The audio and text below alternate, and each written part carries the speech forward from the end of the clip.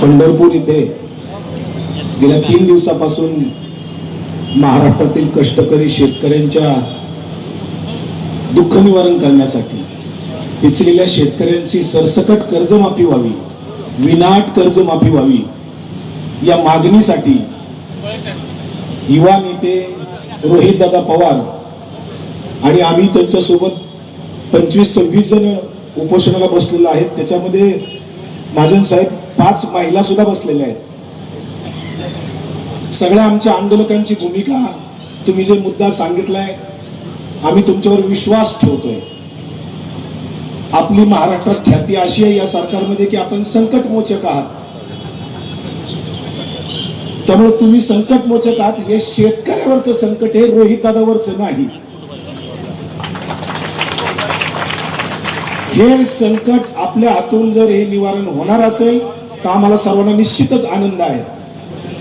आणि म्हणून मी आपल्याला आंदोलक या नात्याने, उपोषणकर्ता या नात्याने आणि या टीमचा या सगळ्याचा भाग म्हणून सगळ्यांचा प्रतिनिधी म्हणून एक विनंती करतो साहेब, हे आंदोलन आम्ही संपवणार नाही, फक्त स्वल्प विराम देणार आहोत, तात्पुरतं स्थगित करतो। तुम्ही जी मुदत दिली आम्हाला की अधिवेशनाच्या आधी त्याची मीटिंग होईल, माननीय मुख्यमंत्री साहेबांशी आपण फोनवर बोललो आमच्या समक्ष, त्याचाही आम्हाला आनंद झाला। मुख्यमंत्री साहेबांशी बोलून आपण जे आम्हाला शब्द दिलाय की अधिवेशनाच्या आधी त्याची मीटिंग होईल, त्या मीटिंगमध्ये सकारात्मक निर्णय होईल, आमच्या मागण्यांची दखल घेतली जाईल, तुम्ही शब्द दिलेत। आम्ही तोपर्यंत म्हणजे ती मीटिंग होईपर्यंत हे आंदोलन आमचं स्थगित करत आहोत, बंद करत नाही, बरोबर आहे का?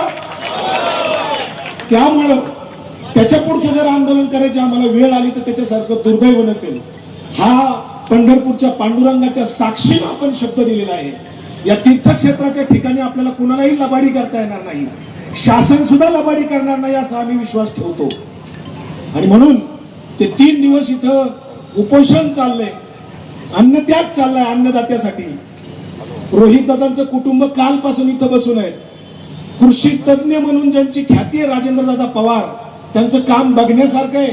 शेतकऱ्यांसाठी पूर्ण वेळ काम करतात ते इथं बसून आहेत।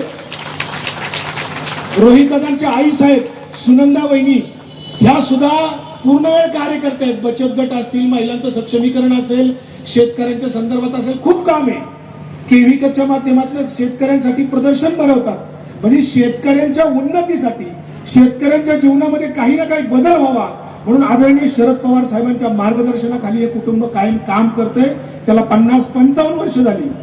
काही जण लोक म्हणले, मी 2 मिनिटं वेळ घेतो साहेब, नाईलाज आहे, राहत नाही, मनातल्या भावना बोलल्या पाहिजे तुमच्या साक्षीनं।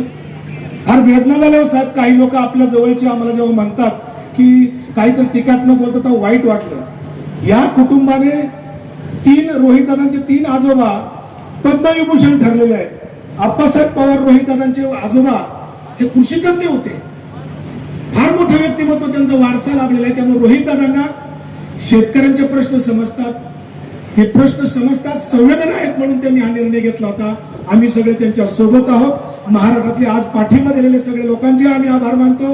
आणि मी सुनंदा वहिनी आणि राजूदादांना विनंती करतो, रोहितदादांचे वडील आणि महाजन साहेब आपण आणि एक ज्येष्ठ माता या ठिकाणी आहेत, पंढरपूरचे एक वारकरी माता आहेत तिथल्या, त्या आणि राजूदादा आणि सुनंदा वहिनींना विनंती करतो की आपण रोहितदादांना इथे उपोषण त्यांचा अन्नत्याग सोडवण्यासाठी यावं।